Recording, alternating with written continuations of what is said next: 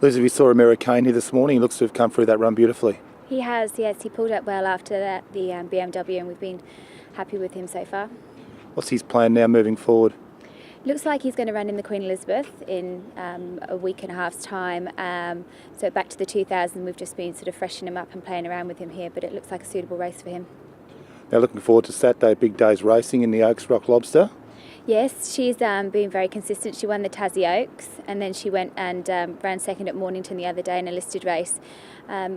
Seems like maybe a big step from a Tassie Oaks to an AJC Oaks, but it doesn't look like an overly strong field and an overly large field, so you have to take your chances when you've got a staying mare like that. The old boy Eagle Falls goes round in the Galaxy. How's his form been coming in? We ran him in a 1300 last start, and he ran fairly well, but he probably has just got to the stage where he might not get that 1300.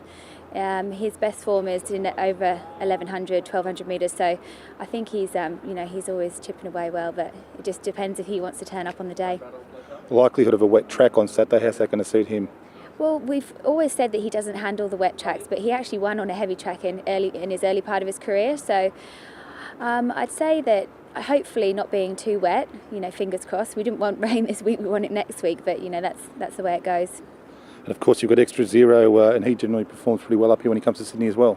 Yeah, he won the Albury Cup in good fashion leading, and then he sort of sat wide a little bit last start, and the jock reported that he just felt the ground a bit, so we took him back to the farm and set the same routine as we did for the Albury Cup, and then he's in a 2000 this Saturday, and it does look like a nice race with him, but he's just got to turn his form around.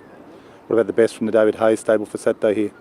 Well, out of the two, I'd probably have to say Eagle Falls, but hopefully not for a wet track.